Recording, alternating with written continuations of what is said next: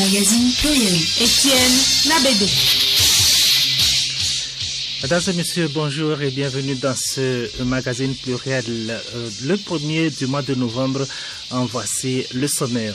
Les Togolais en ont fait une habitude. Il s'agit de l'opération Togo propre du premier samedi du mois. Ils étaient encore très nombreux ce samedi à prendre d'assaut quartier, voies publiques et services pour ce devoir civique. Il est question de protéger notre environnement et notre santé. Plus de soucis pour les étudiants et enseignants du Centre d'excellence régionale sur les sciences aviaires. Un bâtiment qui leur offre de meilleures conditions de travail a été inauguré hier. Au Bénin, une révision constitutionnelle limite les mandats présidentiels et législatifs respectivement à 2 et 3. Par ailleurs, dans un souci d'apaisement, le Parlement béninois vote le 31 octobre dernier une loi d'amnistie sur les violences post-électorales consécutives aux législatives d'avril 2019. Insertion des personnes en situation de handicap au Togo, des initiatives se multiplient pour leur insertion dans la société. Organisations et associations et surtout le gouvernement s'activent pour le respect des droits de ces personnes. Zoom ce samedi avec notre invité sur les conditions d'accès aux services publics, à l'emploi et autres aspects. Ce sera avec Didier Nkeko, directeur des programmes par intérim à la FETAF. Et puis à suivre aussi dans ce magazine les échos du palais et la revue de presse.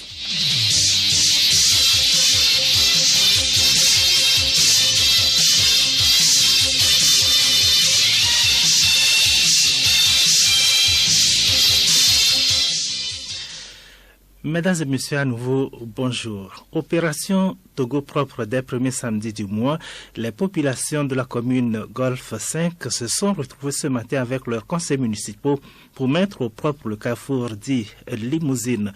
Le maire de la commune Agouenivé 1 a de son côté réuni ses administrés pour une opération similaire au quartier Anoku et au carrefour du centre culturel Loyola. Edouard Sono. Le maire de la commune Agouenivé 1 a rassemblé ses administrés pour mettre au propre le quartier Angokui et le carrefour du centre culturel Loyola. Il s'agit de son premier acte civique en tant que maire. Adam Bounou Akwete Kovi, maire de la commune Agouenivé 1. La salubrité publique, c'est l'ensemble des moyens mis en place pour préserver la santé publique des populations. Si j'ai décidé moi-même faire partie de cette activité, c'est pour donner un exemple. Parce que nous voulons faire de notre commune une commune exemplaire.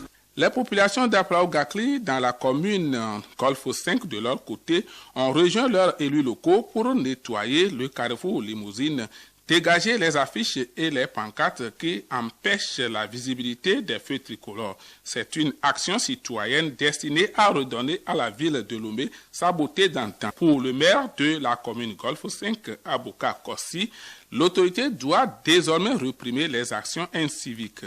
Abouka Kossi, maire Golfe 5. Tous les conseils municipaux sont mobilisés pour que la commune Golfe 5 soit vraiment un modèle dans le Togo. Tous ceux qui ont des boutiques ont le devoir de fermer les magasins, les boutiques et même ne pas circuler lorsqu'on balaie. Mais ceux qui vont s'entêter à circuler, ceux qui vont s'entêter à ouvrir des magasins et des boutiques seront punis selon la loi. Ce n'est qu'une étape de sensibilisation.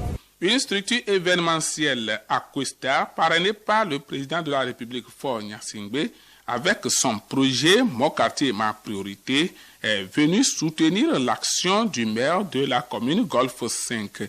Elle a distribué le matériel de salubrité aux responsables des 7 quartiers de la commune et du marché de Djidjolé. Charles Bell et Solizam, coordonnateur général de Akwestar. Les 7 communes de Lomé plus celui d'Agoy qui fait 8. Donc on est là dans le canton d'Aplaou-Gakli pour nettoyer ensemble avec la population, leur remettre les kits et rester avec eux, les sensibiliser pour le bien-être social, la paix. Il faut reconnaître que ça fait un moment que nos quartiers sont un peu délaissés par la population. Parfois on a tendance à oublier certaines valeurs.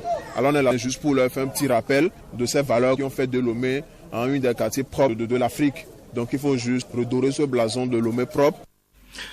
Bonne opportunité pour les apprenants et enseignants du Centre d'excellence régionale sur les sciences aviaires CERSA de travailler dans un environnement adéquat.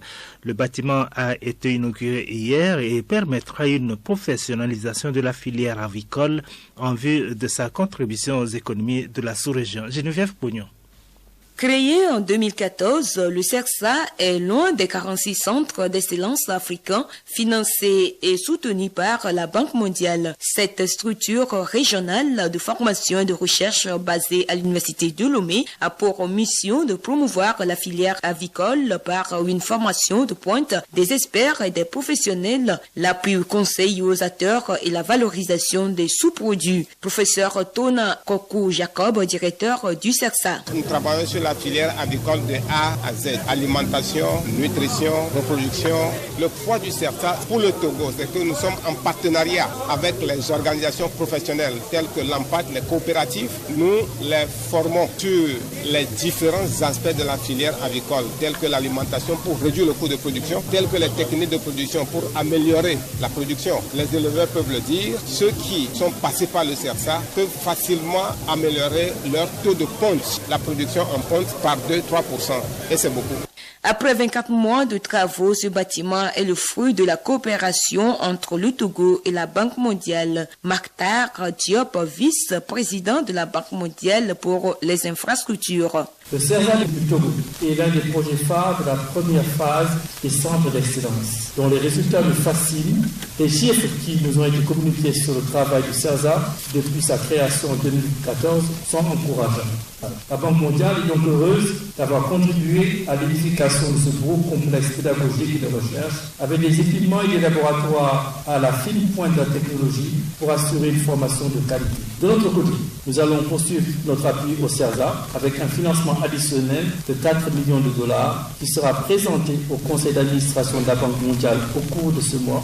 Le ministre de l'Enseignement supérieur et de la Recherche, professeur Kofi Akpagana, s'est réjoui des résultats palpables et applicables du CERSA sur le terrain en matière d'exploitation avicole. L'initiative du CERSA s'inscrit dans la politique volontariste du gouvernement sous l'impulsion du chef de l'État au travers du plan national de développement autour de la production avicole, vecteur incontournable du développement.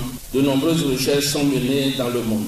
Nous nous réjouissons de ce que le CERSA y joue sa partition avec rigueur et efficacité au travers des résultats palpables et applicables sur le terrain en matière d'exploitation avicole seulement en 4 années d'expérience. À ce jour, le CERSA a formé 140 étudiants en master, 50 en doctorat et plus de 800 techniciens avicoles dans la sous-région. Réunion technique des pays membres de la CEDEAO et de la Mauritanie à Lomé. La rencontre sous-régionale ouverte en milieu de semaine a été marquée hier par une conférence de presse sur l'approche Une seule santé.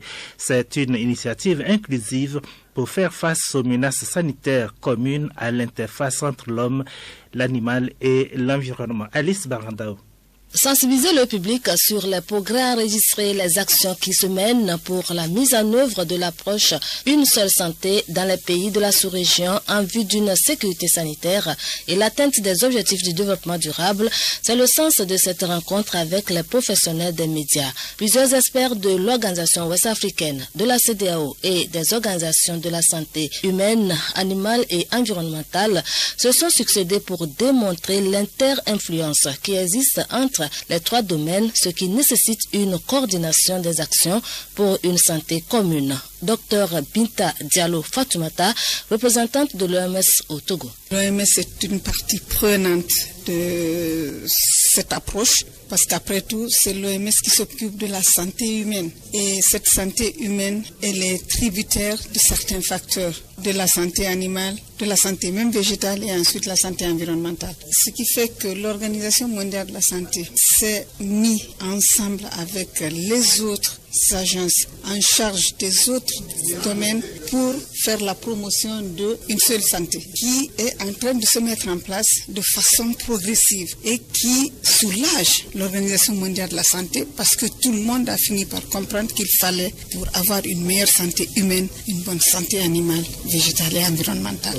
Plusieurs autorités togolaises des 3 secteurs ont pris part à cette rencontre. Le ministre de la Santé, professeur Moustapha Mijiawa, et le ministre de l'Environnement, professeur David Olatokoun, ont expliqué les différentes actions qui se mènent au Togo dans leur domaine pour endiguer les maladies et se préparer contre des éventuelles épidémies. Professeur Moustapha Mijiawa. Il y a un certain nombre d'organes qui ont été mis en place avec le ministère de l'Environnement, le ministère de l'Agriculture, et nous travaillons ensemble. Et c'est ce qui fait que la première réunion d'ailleurs qui a été consacrée au sujet, c'était en 2016 à Dakar.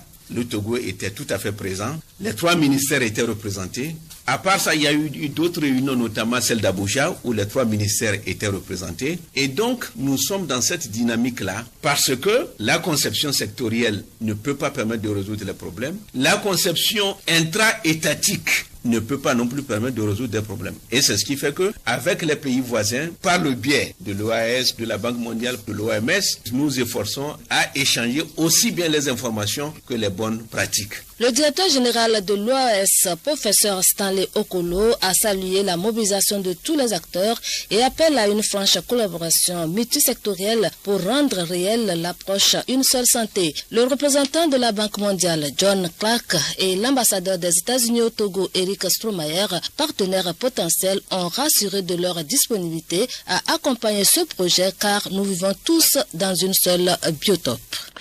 Et puis à propos de cette 4e réunion, le comité technique du projet REDIC est en train de valider les recommandations des travaux pour une meilleure riposte des épidémies dans la sous-région.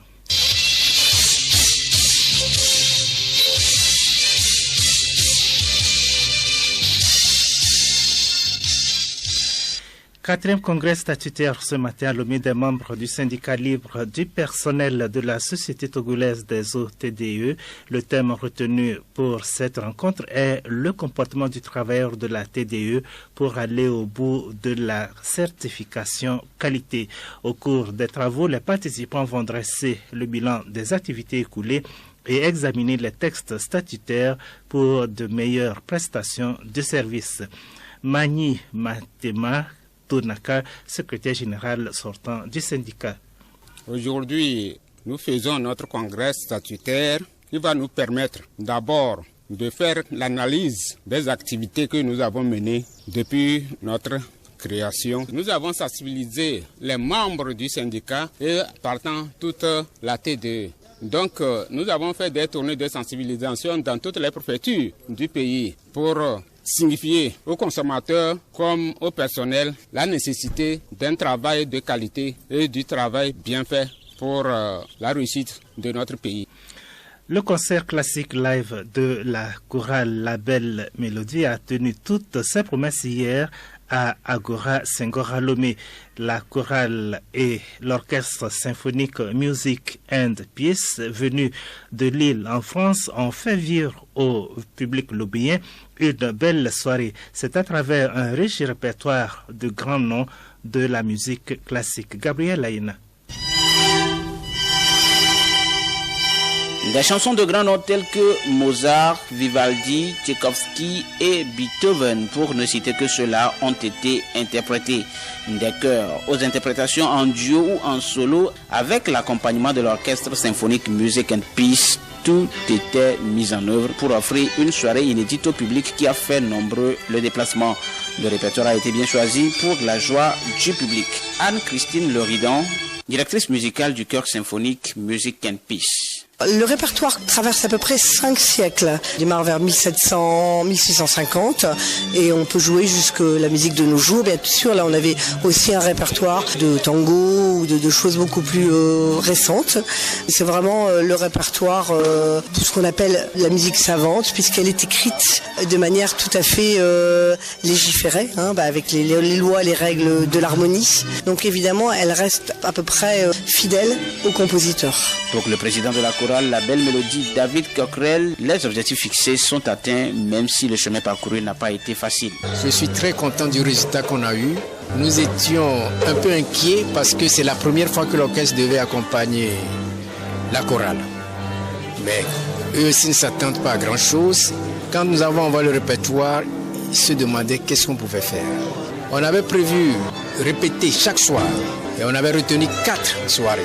Mais dès le premier jour, l'impression a été nette. Au lieu de 3 ou 4 séances, on n'a répété que 2 fois. Et voilà le résultat. J'étais impressionné par le travail que nous avons fait en amont avant qu'il n'arrive. Les fonds récoltés au cours de ce concert vont permettre à l'association Grain de se lever d'offrir de l'eau potable aux populations de certaines localités du Togo.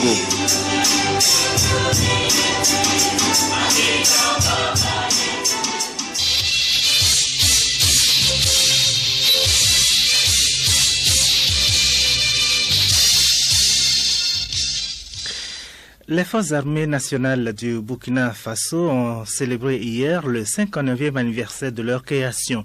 Cette cérémonie, qui s'est déroulée en présence du président burkinabé Roch Marc Christian Kaboré, intervient alors que l'armée burkinabé et les populations civiles paient un lourd tribut dans la lutte contre le terrorisme.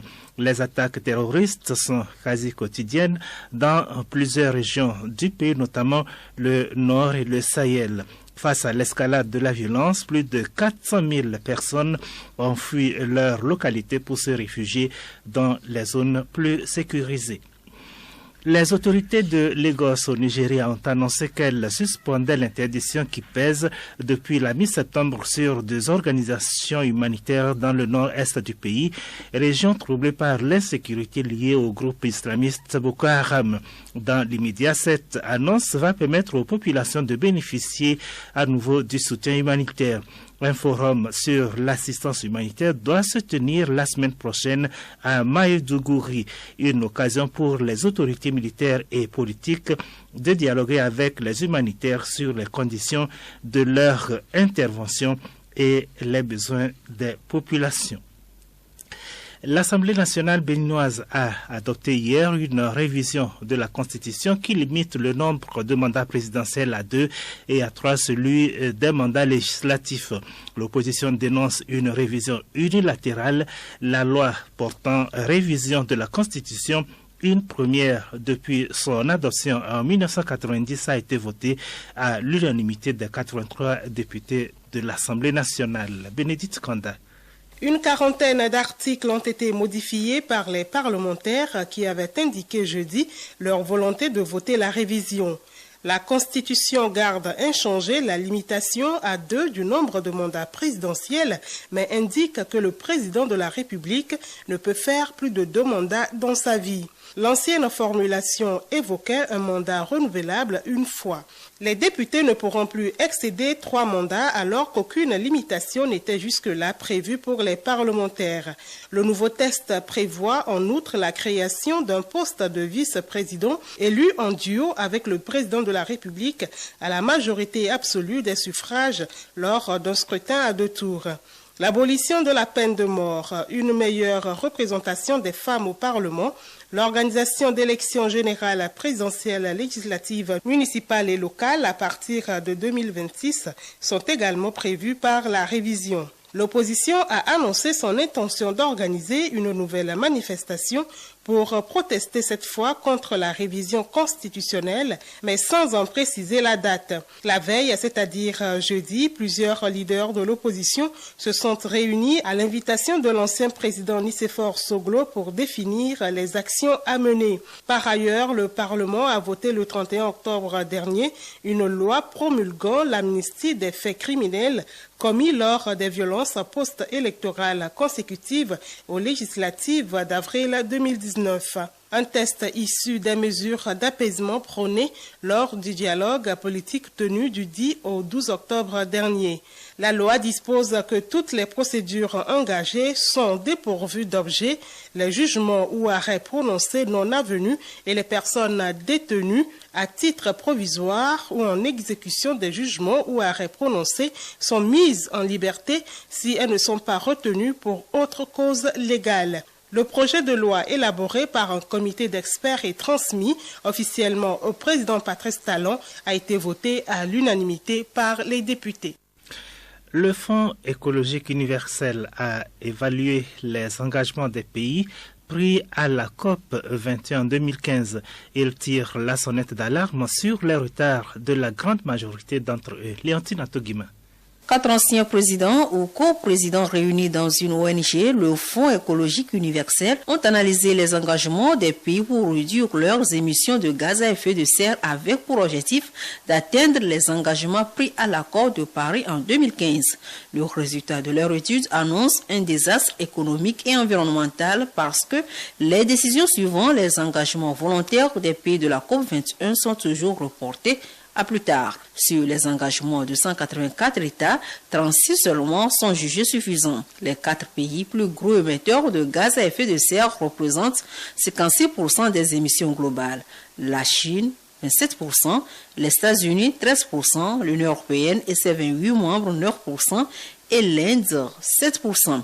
La Chine et l'Inde auraient pu tenir leurs engagements, respectivement moins 60% et moins 35% d'émissions en 2030 par rapport à 2005 si les émissions de ces 2 pays n'avaient pas progressé de 80% entre 2005 et 2017 et continuent sur cette trajectoire. Du côté des États-Unis, le gouvernement Obama s'était engagé à diminuer les émissions de 26% en 2025 par rapport au niveau de 2005. Mais non seulement le gouvernement Trump est sorti de l'accord de Paris, mais il a également coupé toute régulation fédérale en ce sens.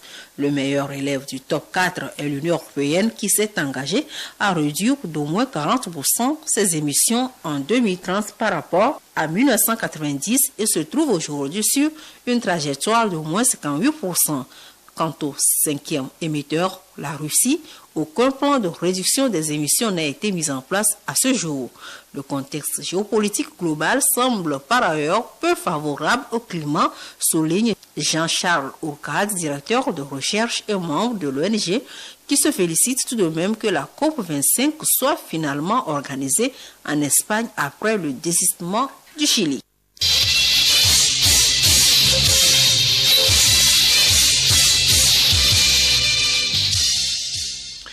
Invité du journal, insertion des personnes en situation de handicap au Togo, des initiatives se multiplient ça et là depuis plusieurs années pour leur insertion. Des organisations et associations de la société civile, le gouvernement et autres acteurs s'activent pour le respect des droits de ces personnes. Nous faisons ce samedi un zoom sur les conditions d'accès aux services publics, à l'emploi et sur les aspects liés à l'éducation des personnes en situation de handicap avec notre invité. Il s'agit de M. Didier Nkekpo, directeur des programmes par intérim à la Fédération togolaise des associations des personnes handicapées FETAF. Didier Nkekpo est au micro de Gabriel Aïna. Monsieur Nkekpo, bonjour. Bonjour.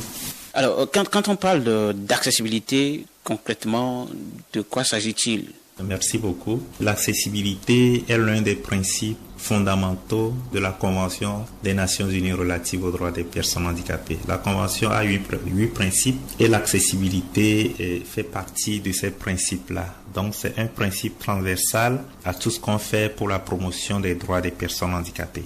Alors, lorsqu'on parle des droits des personnes handicapées, d'aucuns vont se demander, mais est-ce que les personnes handicapées ont des droits spécifiques que en dehors des droits reconnus à tous les humains? Je dirais non. La personne handicapée n'a pas de droits spécifiques. La personne handicapée doit jouir de tous les droits que les autres jouissent. Éducation, santé, emploi, le droit à la vie, etc., etc.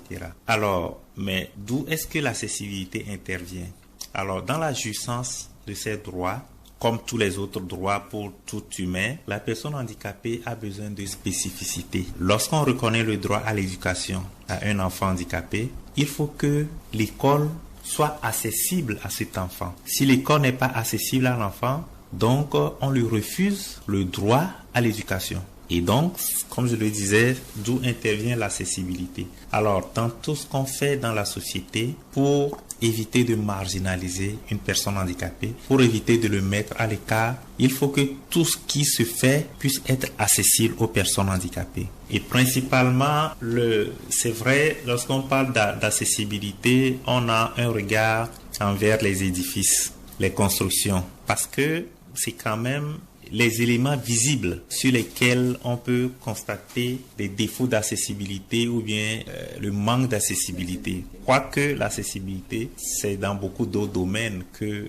le domaine des édifices. Voilà. Alors, Donc, je crois peut-être, en faisant ce petit détour, avoir défini un peu ce que c'est que l'accessibilité.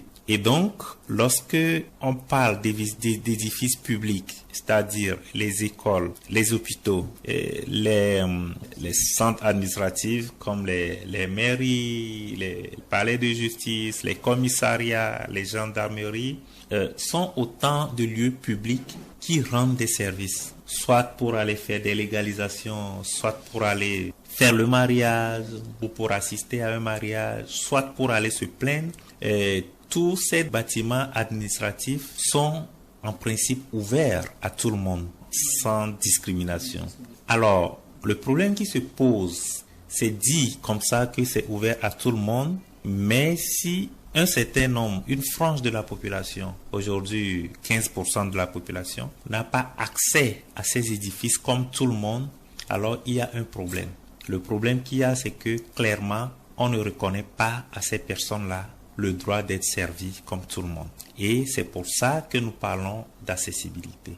L'accessibilité peut être physique, l'accessibilité peut être communicationnelle, l'accessibilité peut prendre d'autres dimensions psychologiques, psychosomatiques, peut-être que je vais expliquer. Parlons justement de la communication. Comment peut-on faciliter la communication des personnes handicapées? L'article 21 de la Convention relative aux droits des personnes handicapées reconnaît le droit à la communication de la personne handicapée. En ce sens que quand on sait qu'une frange de la population a des difficultés de communication ou ne communique pas à travers les moyens, en guillemets, reconnus conventionnels. Et donc, cette frange de la population a pourtant le droit d'accès à l'information. Et du coup, la Convention encourage toute forme de communication visant à faciliter l'accès à l'information à cette frange de la population. Lorsque nous prenons les personnes handicapées auditives,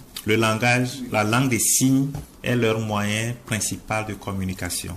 Et en dehors de ça, on peut parler, pour ceux qui savent bien lire, de sous-titrage. Lorsqu'on est dans le cas du handicap visuel, il faut que ce qui est écrit, par exemple, en blanc-noir, puisse être transcrit en braille pour qu'une personne handicapée visuelle puisse lire. Ou alors, qu'il y ait une synthèse vocale pour que la personne puisse écouter à défaut de voir l'écriture.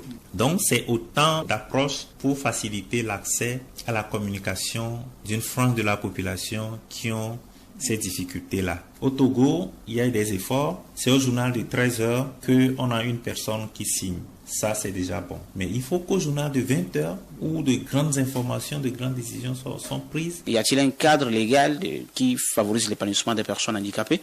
Au niveau national, tout le cadre légal qui régente la vie nationale, c'est également pour les personnes handicapées. Ça, il faut qu'on parte de cette réalité-là. Maintenant, il y a un certain nombre de tests, justement, qui sont pris pour faciliter la jouissance de ces droits aux personnes handicapées. Et c'est là où je vous rejoins. Il y a bien sûr des tests spécifiques, c'est-à-dire qui insistent en fait sur l'inclusion des personnes handicapées, sur la prise en compte spécifique des personnes handicapées. Au Togo, nous avons depuis 2004 la loi nationale de protection sociale des personnes handicapées. Alors cette loi existe depuis 2004. Et en 2011, d'abord en 2008, le Togo a signé la Convention relative aux droits des personnes handicapées, cette convention que je cite souvent, et l'a ratifiée le 1er mars 2011. Et comme vous le savez, lorsqu'une convention est ratifiée par un État, tous les textes, toutes les lois nationales doivent être arrimés à cette convention. C'est-à-dire, ces textes doivent être relus pour voir s'ils respectent, s'ils prennent en compte les dispositions de la convention. Et donc, c'est ce qui a été fait pour la loi de 2004. Et donc cette loi a été révisée et aujourd'hui cette loi poursuit son petit bonhomme de chemin comme on le dit et attend d'être votée à l'Assemblée. Pour le moment c'est dans le circuit. Quelles sont alors, M. Nkekpo, les difficultés liées à l'emploi des personnes handicapées? En matière d'emploi, c'est toute une chaîne, c'est-à-dire qu'il y a des problèmes au niveau de l'accès à l'emploi. Il y a des problèmes pendant l'emploi, pendant que la personne exerce l'emploi. Voilà. C'est surtout ces deux points. Ce n'est pas seulement quand la personne est déjà recrutée, mais il faut voir comment la personne fait pour être recrutée.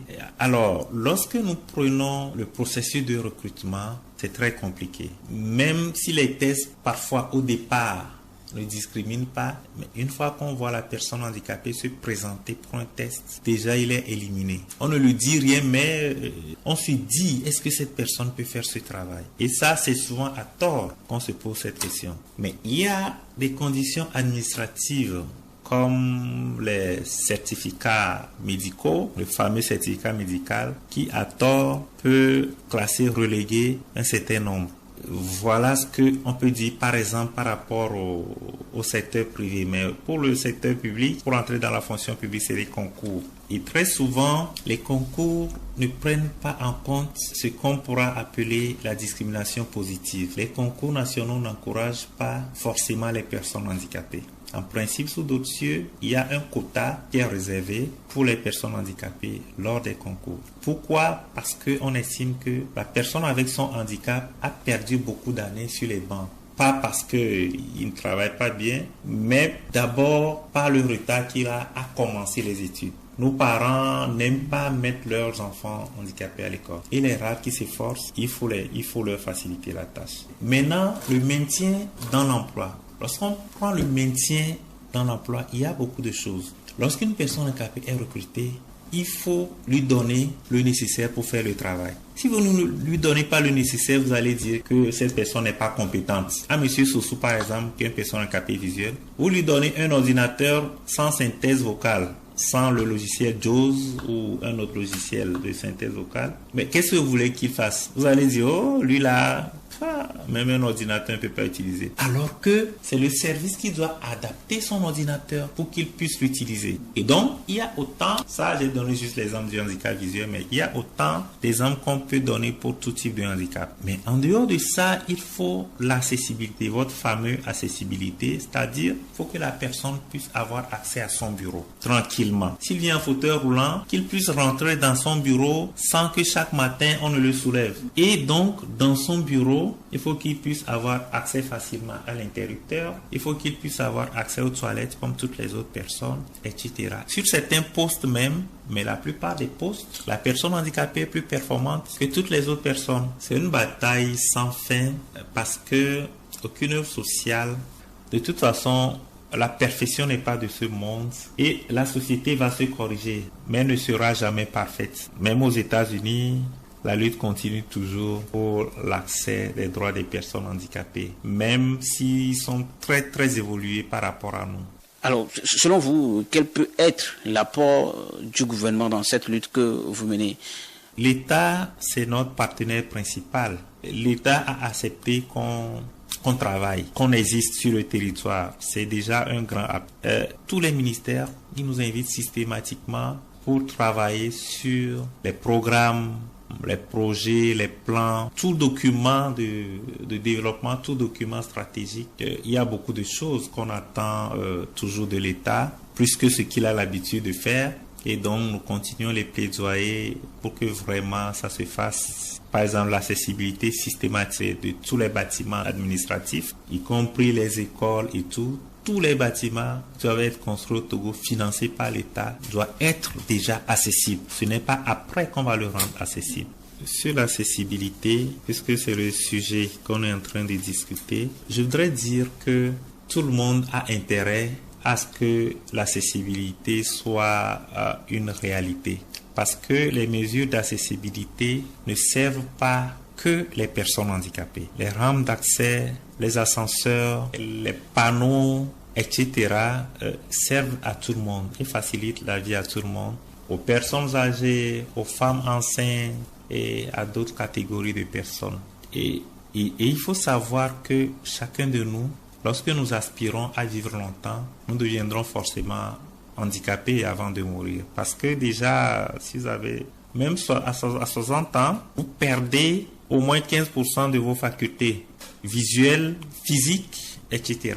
Au pire des cas, on ne le souhaite pas, il y a beaucoup de choses. Il y a des accidents, des amputations, et donc ça veut dire que nous tous, nous avons intérêt à ce que l'accessibilité puisse être faite. Alors pour finir, peut-être j'ai l'habitude de faire cette réflexion philosophique pour dire que dans une société, nous faisons partie de la diversité humaine. Aussi longtemps qu'il y aura des personnes teint noir, d'autres qui sont teint clair, d'autres qui sont de grande taille, d'autres qui sont moins grands, d'autres qui sont femmes et d'autres hommes, ça c'est la diversité humaine et donc une personne handicapée fait partie de cette diversité humaine. On ne peut pas tous être égaux. Tu es teint clair, l'autre est teint noir, etc. Donc nous devons comprendre que c'est les différences qui font la richesse dans une société. Monsieur Nkekpo, merci. Je vous remercie.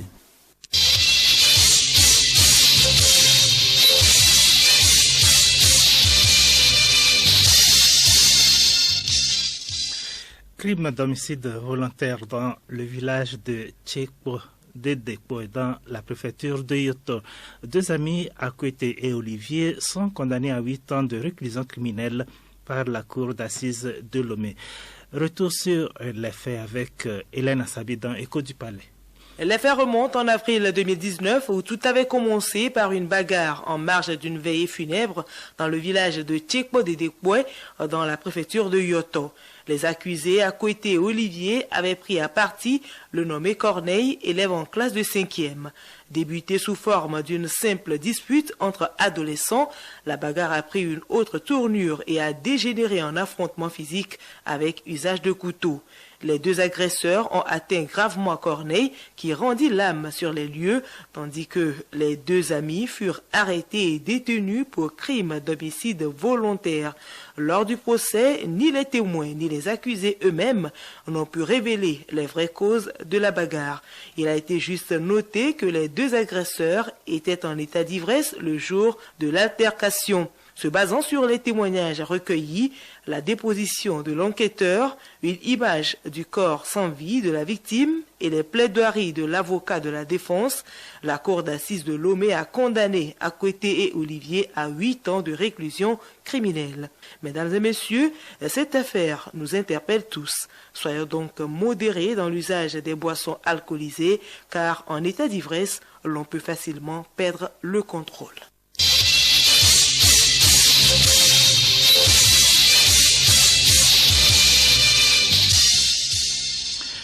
Revue de presse présidentielle de 2020, la Cour constitutionnelle fixe la date du scrutin entre le 19 février et le 5 mars 2020. La CENI annonce 3 jours de révision des listes électorales à partir du 29 novembre prochain. Les leaders de l'opposition s'activent de leur côté pour l'avènement d'une alternance politique en 2020. Les différentes parutions de la semaine évoquent surtout l'élection du Togo comme meilleur réformateur de l'Afrique. Revue de presse, donc, c'est avec Léontine Atogima.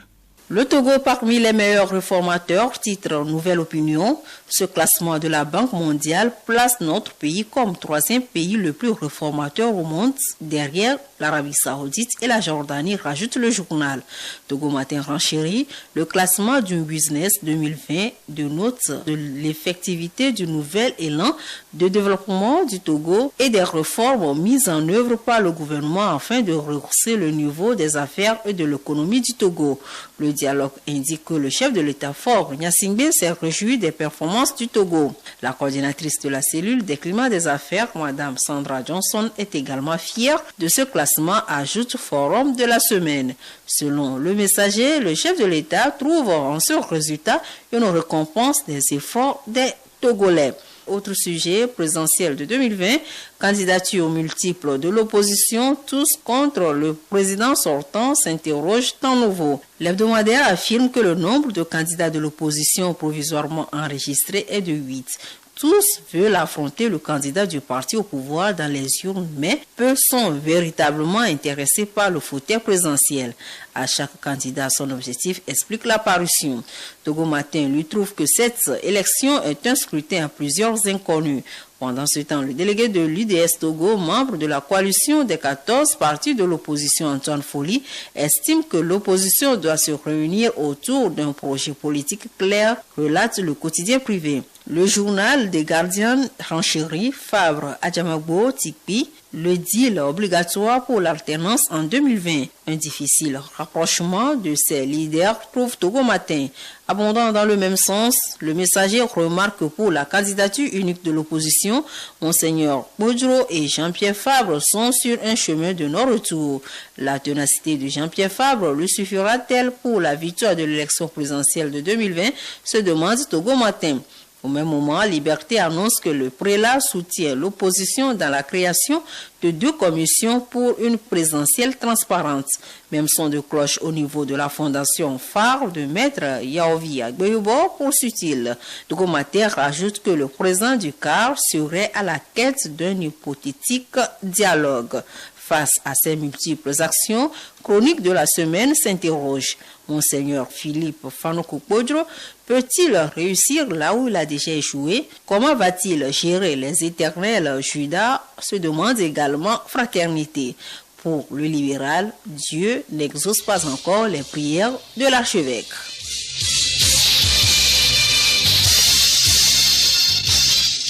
Pluriel, le magazine hebdomadaire de Radio Lomé. Mesdames et messieurs, c'est ainsi que s'achève ce magazine pluriel de novembre 2019. Merci de l'avoir suivi et prochain rendez-vous avec l'information, c'était à 14h.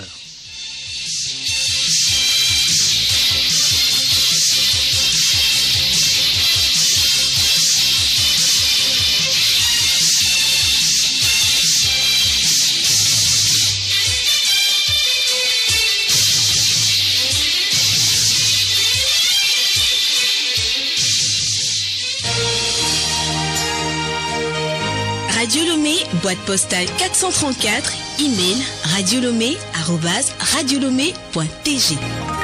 radiolomé.tg